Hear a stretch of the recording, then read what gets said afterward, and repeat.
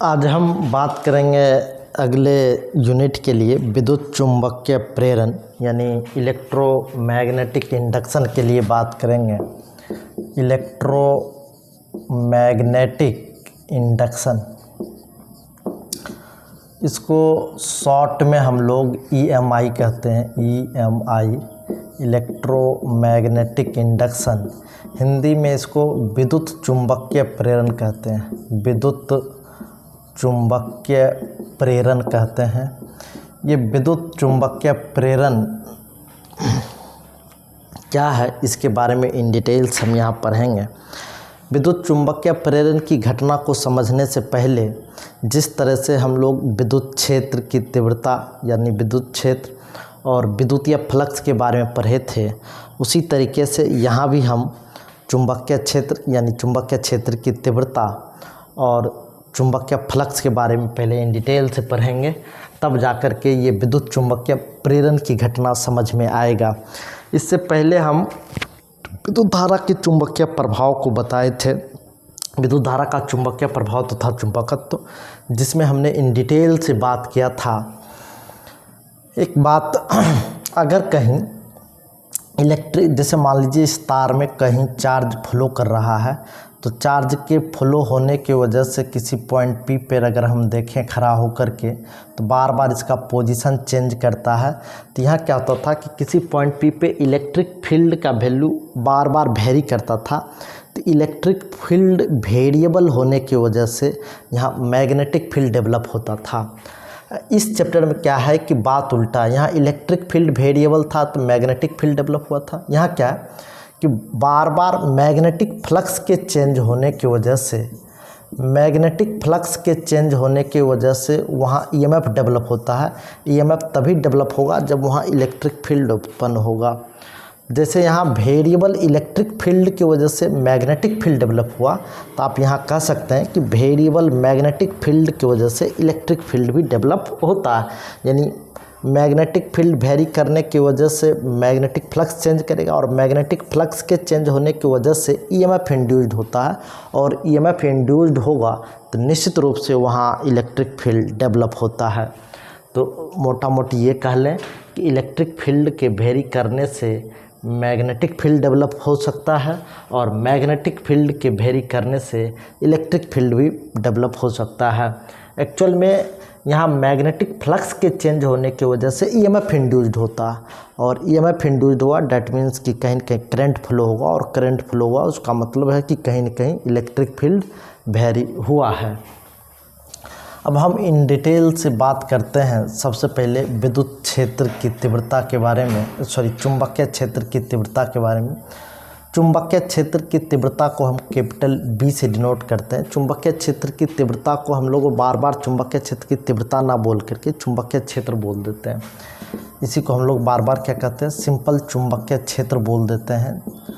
इसी को अंग्रेजी में मैग्नेटिक फील्ड हम लोग कहते हैं। मैग्नेटिक फील्ड, ये मैग्नेटिक फील्ड क्या है?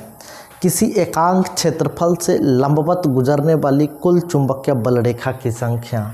जैसे मान लीजिए ये एकांक क्षेत्रफल है, एक इकाई लंबाई हो और इसकी एक इकाई मतलब यूनिट मीटर का लेंथ और यूनिट मीटर का ब्रेथ हो, तो 1 मीटर स्क्वायर का अगर कोई डायमेंशन हो, तो इसमें total number of magnetic field lines जो परपेंडिकुलरली आउटवर्ड्स होगा उसी को मैग्नेटिक फील्ड बोलेंगे। यानी एकांक क्षेत्रफल से लंबवत गुजरने वाली कुल चुंबकीय बल रेखा, एकांक क्षेत्रफल से लंबवत गुजरने वाली कुल चुंबकीय बल रेखा क्या कहलाता है? चुंबकीय बल रेखा या चुंबकीय क्षेत्र रेखा, ये चुंबकीय क्षेत्र कहलाता है, या इसी को चुंबकीय क्षेत्र की तीव्रता कहते हैं। इसका मात्रक क्या होता है? ये टेस्ला होता है। यानी 1 यूनिट स्क्वायर का कोई क्षेत्रफल हो तो उससे लंबवत जो चुंबकीय बल रेखा पास करेगा उसी को चुंबकीय क्षेत्र कहेंगे। तो अब हम बात करते हैं चुंबकीय फ्लक्स की। तो चुंबकीय फ्लक्स क्या होगा? तो चुंबकीय फ्लक्स को हम मैग्नेटिक फ्लक्स कहते हैं। मैग्नेटिक फ्लक्स, इसको भी हम लोग फाई से डिनोट करते हैं। ये क्या होता है किसी बंद क्षेत्र से, वहाँ क्या होता था, एकांक क्षेत्रफल से लंबवत गुजरने वाली कुल चुंबकीय बल रेखा। यहाँ क्या होता है, किसी बंद क्षेत्र से गुजरने वाली कुल चुंबकीय बल रेखा की संख्या चुंबकीय फ्लक्स कहलाता है। किसी बंद क्षेत्र से गुजरने वाली कुल चुंबकीय बल रेखा की संख्या, जैसे मान लीजिए ये कोई ए क्षेत्रफल है, तो ए क्षेत्रफल से गुजरने वाला कुल चुंबकीय बल रेखा कितना होगा, तो ए क्षेत्रफल से गुजरने वाला जो कुल चुंबकीय बल रेखा है, ये चुंबकीय क्षेत्र रेखा अगर बी है, ये चुंबकीय क्षेत्र रेखा गुजर रहा है, तो किसी बंद क्षेत्र से गुजरने वाला कुल चुंबकीय बल रेखा की संख्या, यानी लंबवत गुजरने वाला कुल चुंबकीय बल रेखा की संख्या चुंबकीय फ्लक्स कहलाता, और चुंबकीय फ्लक्स को फाई से डिनोट करते हैं। तो फाई इक्वल टू हम लोग बी ए कॉस थीटा लिखते हैं, बी ए कॉस थीटा। इसी को अगर वेक्टर फॉर्म में लिखना हो तो फाई इक्वल टू लिखेंगे B vector dot A vector, B vector dot A vector. अगर फाई का मात्रक की अगर बात करें कि फाई का मात्रक क्या होगा, तो बी चुंबकीय क्षेत्र है तो इसका मात्रक होता है टेस्ला, और ए क्षेत्रफल है तो इसका मीटर स्क्वायर। तो ये टेस्ला इंटू मीटर स्क्वायर को हम लोग वेबर कहते हैं। तो चुंबकीय फ्लक्स का मात्रक हम लोग वेबर लिखते हैं। कोई पूछेगा सर ये थीटा किसके किसके बीच का एंगल है, तो निश्चित रूप से बी वेक्टर और ए वेक्टर के बीच का कोण, बी वेक्टर और ए वेक्टर के बीच का कोण थीटा, यानी चुंबकीय क्षेत्र रेखा और क्षेत्रफल सदिश के बीच का कोण है थीटा। तो क्षेत्रफल का अपना दिशा होता नहीं, क्षेत्रफल के जो लंब का दिशा है वही क्षेत्रफल का दिशा होता। जैसे मान लीजिए ये एक चुंबकीय बल रेखा है, ये एक चुंबकीय बल रेखा है, ये बी वेक्टर है, और ये कोई एक बंद क्षेत्र है। इस बंद क्षेत्र से लंबवत गुजरने वाला कुल चुंबकीय बल रेखा देखें, यहाँ एक नॉर्मल ड्रॉ करते हैं। ये जो नॉर्मल है एन कैप, यही ए वेक्टर का डायरेक्शन भी है। ये जो क्षेत्रफल का नॉर्मल होता है यही ए वेक्टर का डायरेक्शन है। तो इस ए वेक्टर और बी वेक्टर के बीच का एंगल थीटा है। तो इसका कंपोनेंट, यानी हमने कहा था किसी बंद क्षेत्र से लंबवत गुजरने वाली कुल चुंबकीय बल रेखा की संख्या, चुंबकीय बल रेखा की संख्या चुंबकीय फ्लक्स कहलाता। तो ये बी वेक्टर है, तो इसको लंबवत अगर कंपोनेंट करेंगे तो कितना हो जाएगा, बी कॉस थीटा।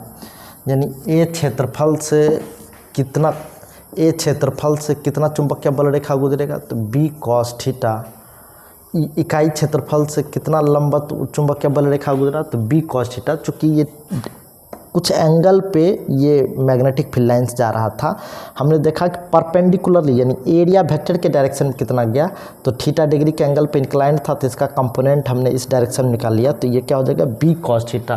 तो यूनिट एरिया में जो मैग्नेटिक फील्ड लाइन्स क्रॉस किया वो बी कॉस थीटा। तो ए एरिया में कितना क्रॉस करेगा, तो बी कॉस थीटा इंटू ए। तो इसी को हम लोग मैग्नेटिक फ्लक्स कहते हैं, इसको लिखते हैं बी ए कॉस थीटा। इसी को अगर वेक्टर फॉर्म में लिखेंगे तो ये हो जाएगा B vector dot A vector, B vector dot A vector. ये दो मतलब वेक्टर क्वांटिटी का जो प्रोडक्ट है ये स्केलर आया है, ये डॉट प्रोडक्ट में होता है। इसका मात्रक वगैरह भी हम चर्चा कर चुके हैं। कई बार क्या होगा कि दोनों एरिया वेक्टर और मैग्नेटिक फील्ड वेक्टर के बीच का एंगल 90 डिग्री हो जाए तो cos 90 हो जाएगा, और cos 90 का वैल्यू क्या हो जाएगा, 0। ये चुंबकीय बल था,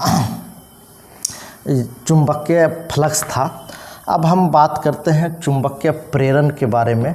ये चुंबकीय प्रेरण है क्या, तो विद्युत चुंबकीय प्रेरण, विद्युत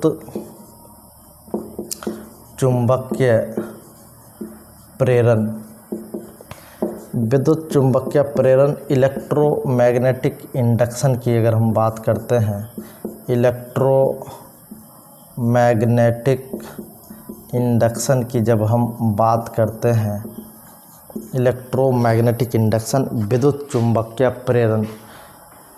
विद्युत चुंबकीय प्रेरण में क्या होता है कि जब कभी भी चुंबकीय फ्लक्स का परिवर्तन होता है, अभी तुरंत बताए चुंबकीय फ्लक्स फा है, तो चुंबकीय फ्लक्स के परिवर्तन के वजह से परिपथ में विद्युत वाहक बल प्रेरित होता है, और यही विद्युत वाहक बल प्रेरित होने की घटना विद्युत चुंबकीय प्रेरण कहलाता है। तो जिसको लिखना हो अपना कॉपी में नोट कर लेंगे। चुंबकीय फ्लक्स के परिवर्तन के कारण किसी परिपथ में विद्युत वाहक बल प्रेरित होता है, यही विद्युत वाहक बल प्रेरित होने की घटना विद्युत चुंबकीय प्रेरण कहलाता है, विद्युत चुंबकीय प्रेरण कहलाता है।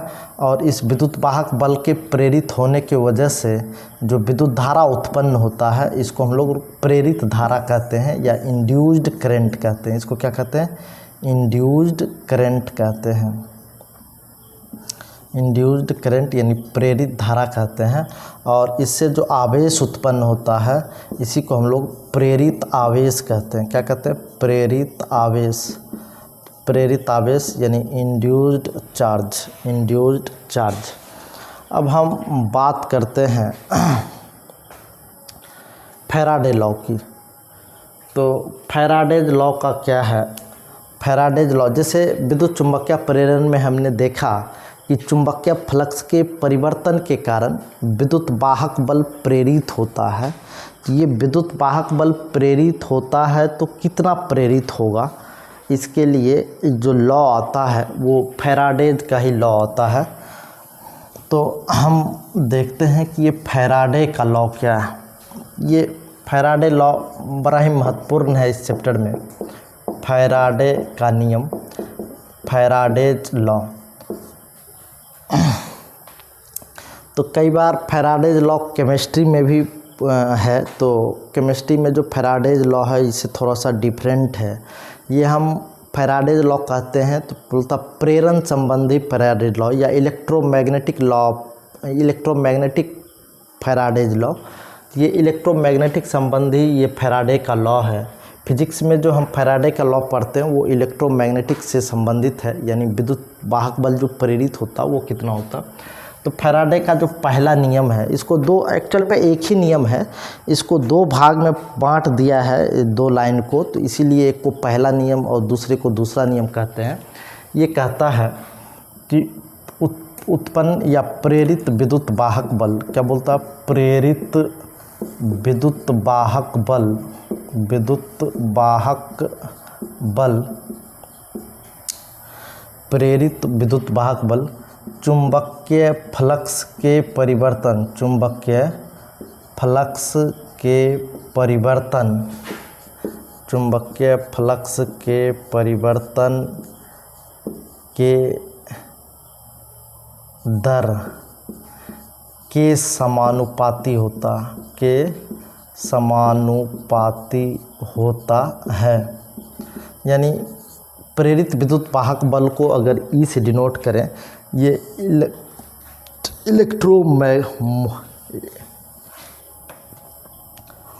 ये विद्युत वाहक बल इलेक्ट्रोमोटिव फोर्स कहते हैं, इसको ई से डिनोट करते हैं। तो ई डायरेक्टली प्रोपोर्शनल क्या हो जाएगा? D phi by d t. D phi का मतलब चुंबकीय फ्लक्स में परिवर्तन, टाइम से डिवाइड हो गया तो मतलब चुंबकीय फ्लक्स में परिवर्तन के दर के समानुपाती होता।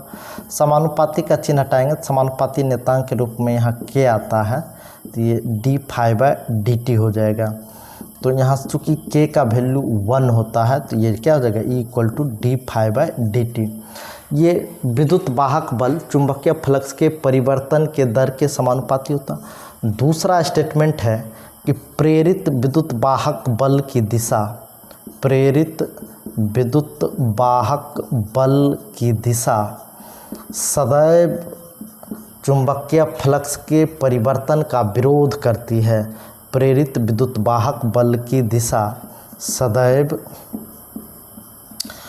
चुंबकीय फ्लक्स के परिवर्तन, चुंबकीय फ्लक्स के परिवर्तन, फ्लक्स के परिवर्तन का विरोध करती है, चुंबकीय फ्लक्स के परिवर्तन का विरोध करती है। एक्चुअल में जिसके कारण उत्पन्न हुआ है उसी का ये विरोध करता है। तो ये विद्युत वाहक बल प्रेरित किसके हुआ? तो इस चुंबकीय फ्लक्स के परिवर्तन की वजह से उत्पन्न हुआ। तो चुंबकीय फ्लक्स के परिवर्तन की वजह से विद्युत वाहक बल प्रेरित हुआ। तो इसी चुंबकीय फ्लक्स के परिवर्तन की वजह से विद्युत वाहक बल प्रेरित हुआ, तो फ्लक्स के परिवर्तन का ही विरोध करेगा कौन? उत्पन्न विद्युत वाहक बल।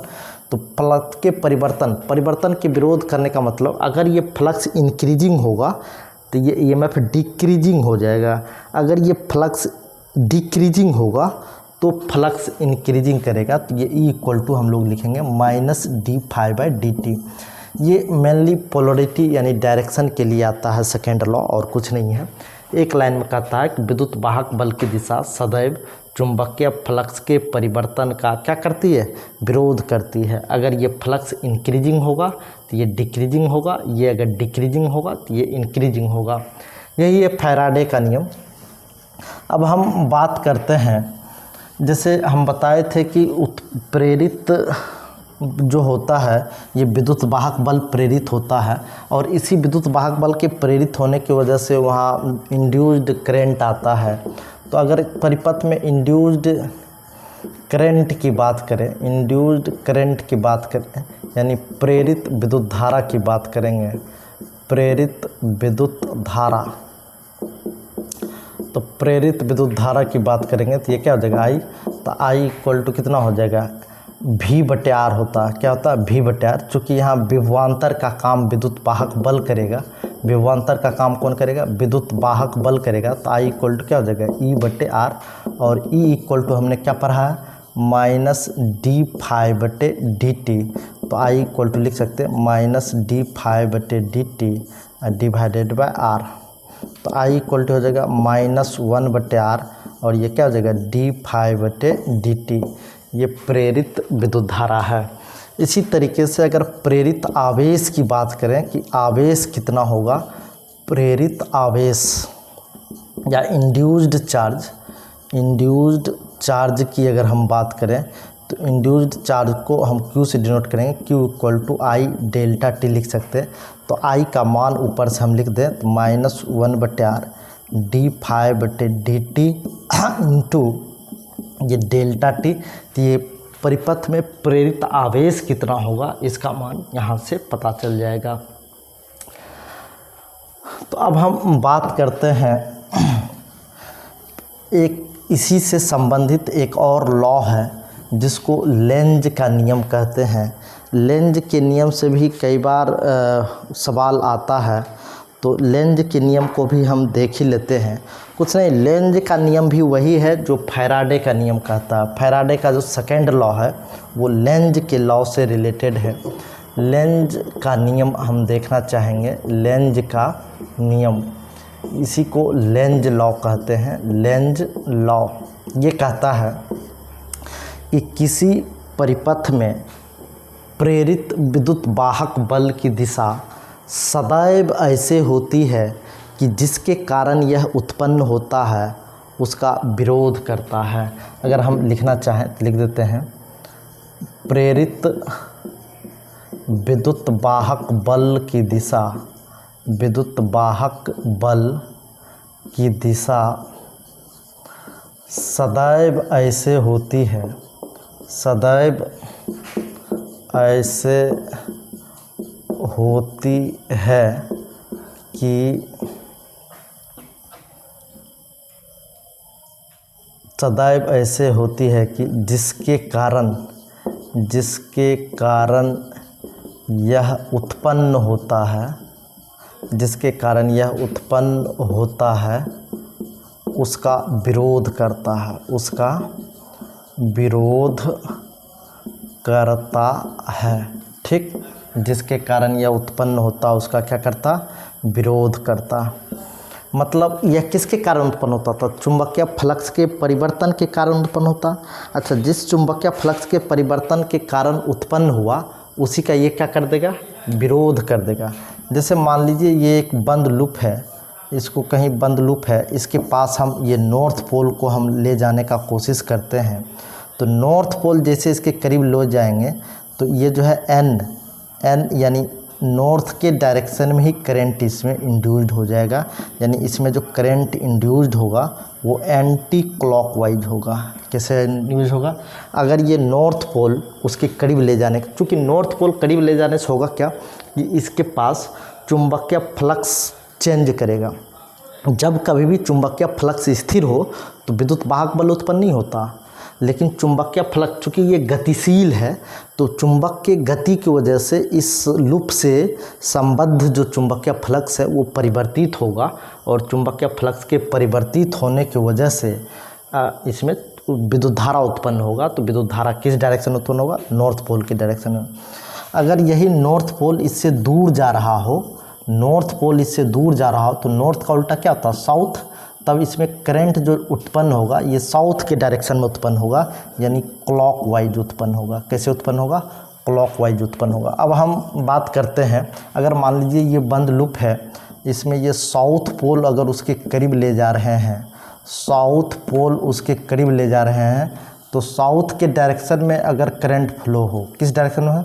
साउथ के डायरेक्शन में अगर करंट फ्लो हो तो ये क्या हो जाएगा? क्लॉकवाइज करंट फ्लो होगा। इसमें करंट कैसे इंड्यूस्ड होगा?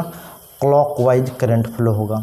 अगर साउथ से दूर चला जाए, अगर साउथ पोल दूर लेके चले जाए तो साउथ का उल्टा क्या होता है? साउथ का उल्टा नॉर्थ होता है। तो यहाँ नॉर्थ के डायरेक्शन में करंट इंड्यूस्ड होगा, नॉर्थ के डायरेक्शन में करंट इंड्यूस्ड होगा। ये लेंज के नियम के हिसाब से हम लोग पोलरिटी ऑफ ईएमएफ यानी विद्युत वाहक बल की दिशा के बारे में हम लोग बात करते हैं। प्रेरित विद्युत वाहक बल की दिशा सदैव ऐसी होती है जिसके कारण यह उत्पन्न होता है, उसका ये क्या करता है? विरोध करता है। कई बार इसमें एक छोटा सा क्वेश्चन पूछता है, यह किस सिद्धांत पर आधारित है? तो याद रखेंगे, यह ऊर्जा संरक्षण के सिद्धांत पर आधारित होता है। यह ऊर्जा संरक्षण के सिद्धांत पर आधारित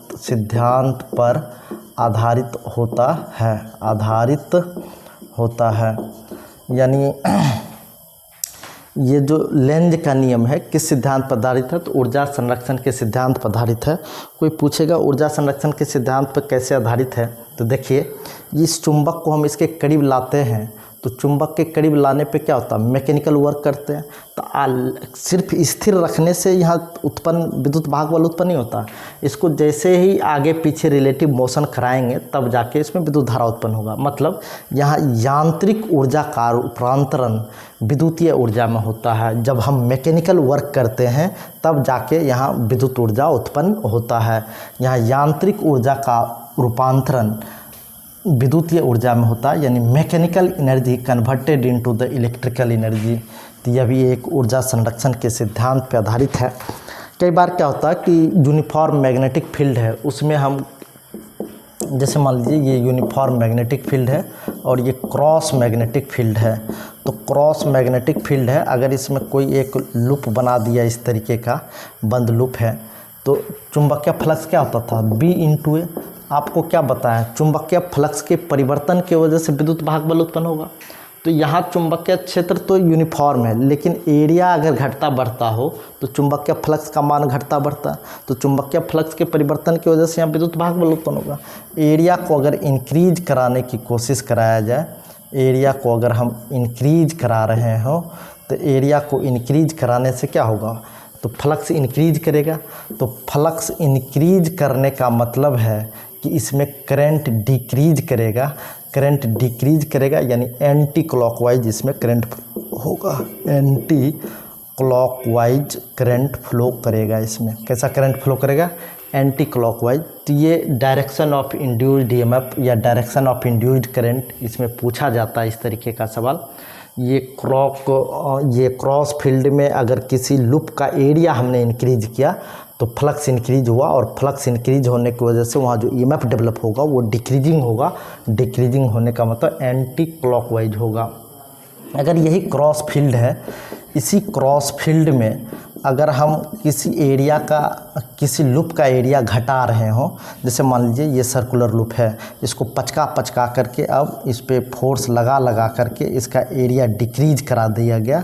जैसे मान लीजिए अब इस तरीके का एरिया डिक्रीज करा दिया गया, तो यहाँ एक फ्लक्स डिक्रीजिंग है। तो फ्लक्स डिक्रीजिंग का मतलब करंट इंक्रीजिंग आएगा, और करंट इंक्रीजिंग आएगा मतलब क्लॉकवाइज करंट आएगा। इसमें कैसे करंट आएगा? क्लॉकवाइज करंट आएगा। तो यहाँ तो हम डायरेक्ट लूप का एरिया ही घटा बढ़ा रहे थे। कई बार कुछ ऐसा सिचुएशन डालेगा कि मैग्नेटिक फील्ड रहेगा और लूप ही इंक्रीज या डिक्रीज। जैसे मान लीजिए ये क्रॉस मैग्नेटिक फील्ड है, ये कैसा फील्ड है? क्रॉस मैग्नेटिक फील्ड है, और इस क्रॉस मैग्नेटिक फील्ड में ये ट्रायंगुलर लूप का डिफरेंट टाइप का ये क्लोज लूप आएगा। ये बाहर निकल रहा होता, ये क्या होता? ट्रायंगुलर लूप है, ये बाहर निकल रहा है मूव करता हुआ।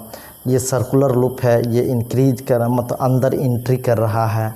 ये भी रेक्टेंगुलर है, ये भी अंदर इंक्रीज कर रहा है। सुनिए इसमें क्या है, अभी ये पूरा का पूरा लूप मैग्नेटिक फील्ड के अंदर है, तो मैग्नेटिक फ्लक्स कुछ ना कुछ है। अब जैसे ही ये लूप के बाहर जाएगा तो मैग्नेटिक फ्लक्स डिक्रीज करेगा, चूँकि फाई इक्वल का था बी इंटू ए, तो मैग्नेटिक फ्लक्स डिक्रीज होने का मतलब है कि करंट इंक्रीज करेगा। करंट इंक्रीज का मतलब तो इसमें क्लॉकवाइज करंट फ्लो होगा, मतलब इसका नाम दे दें ए बी सी। तो इसमें जो करंट फ्लो होगा ए से बी, बी से सी और सी से ए की तरफ क्लॉकवाइज डायरेक्शन में करंट फ्लो होगा। अच्छा ये लूप है, ये लूप अब क्या होगा, क्योंकि ये इसमें करंट डिक्रीज मतलब फ्लक्स डिक्रीज कर रहा था तो करंट इंक्रीजिंग हो गया। अब इसमें क्या होगा कि ये लूप जो है अंदर मैग्नेटिक फील्ड के अंदर एंट्री मार रहा है, तो यहाँ इन फ्लक्स जो है इंक्रीजिंग होगा, चूँकि एरिया जो है इस क्लोज लूप का एरिया मैग्नेटिक फील्ड के अंदर अब बढ़ेगा। मैग्नेटिक फील्ड के अंदर जब बढ़ेगा तो फ्लक्स इंक्रीज होगा तो करंट इसमें डिक्रीजिंग हो जाएगा, और करंट डिक्रीजिंग का मतलब एंटी क्लॉकवाइज इसमें करंट फ्लो होगा। ये कैसा करंट फ्लो होगा, एंटी भी मतलब वेलोसिटी है, ये जो अंदर की तरफ आ रहा, ये भी क्लोज लूप है। ये भी मैग्नेटिक फील्ड के अंदर अगर एंट्री मार रहा हो, तो मैग्नेटिक फील्ड के अंदर एंट्री मार रहा हो तो मतलब यहाँ भी फ्लक्स इंक्रीजिंग होगा, और फ्लक्स इंक्रीजिंग का मतलब है कि करंट डिक्रीजिंग आएगा, मतलब ये एंटी क्लॉकवाइज करंट फ्लो होगा। तो इस तरीके का ये डायग्राम बना रह सकता। एक बात और कर दें, जो काम हम क्रॉस फील्ड के लिए किए हैं, अगर इसी में ये डॉट फील्ड रहता तो इसका just reverse magnetic induced current का डायरेक्शन होता या ईएमएफ का डायरेक्शन होता। जैसे मान लीजिए क्रॉस फील्ड के लिए जो हम करंट का डायरेक्शन दिखाए हैं, अगर इसी में ये डॉट फील्ड होता, अगर लूप का एरिया सेम चेंज होता, मतलब इंक्रीजिंग है तो दोनों में इंक्रीजिंग, डिक्रीजिंग है तो क्रॉस और डॉट दोनों में डिक्रीजिंग, तो अगर सिर्फ मैग्नेटिक फील्ड का नेचर बदल दें तो इसमें करंट का डायरेक्शन उल्टा हो जाएगा। यहाँ भी सिर्फ मैग्नेटिक फील्ड का नेचर बदल दें तो करंट का डायरेक्शन क्या होगा, रिवर्स हो जाएगा। इस बात को आप लोग याद रखेंगे। इससे रिलेटेड कुछ सवाल भी करेंगे। सवाल अभी हम नहीं कर रहे हैं, कुछ दिनों के बाद हम पुनः इसको रिपीट करेंगे कॉन्सेप्ट को, और इससे रिलेटेड सवाल भी करेंगे। Bye bye. अगर ये सीरीज आप लोग को हेल्पफुल है तो दूसरों को भी सब्सक्राइब कराएं, और हेल्पफुल रहेगा निश्चित रूप से।